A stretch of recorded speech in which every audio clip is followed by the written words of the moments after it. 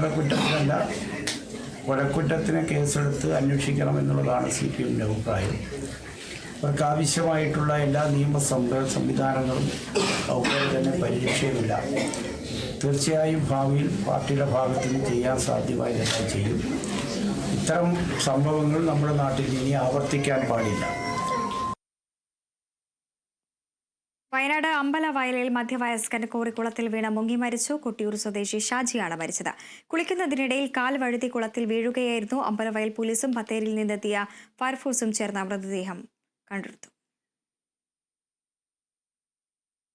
Malappuram കറുത്തേനിയിൽ bike mini ലോറിയിൽ ഇടിച്ചുണ്ടായ അപകടത്തിൽ യുവാവിന് ദാരുണാന്ത്യം. കറുത്തേനി കീപ്പട സ്വദേശി ലിജാസ് ആണ് മരിച്ചത്. കറുത്തേനി ഭാഗത്ത് നിന്ന് വണ്ടൂർ ഭാഗത്തേക്ക് പോവുകയായിരുന്ന ബൈക്കിന്റെ എതിർദിശയിൽ വന്ന ലോറി ഇടിക്കുകയായിരുന്നു. മൃതദേഹം വണ്ടൂരിലെ സ്വകാര്യ ആശുപത്രിയിലേക്ക് മാറ്റി. കോഴിക്കോട് വടകരയിൽ വിവാഹ പാർട്ടികൾ സഞ്ചരിച്ച കാറിൽ അഭ്യാസ പ്രകടനം നടത്തിയ സംഭവത്തിൽ കേസെടുത്തു പോലീസ്.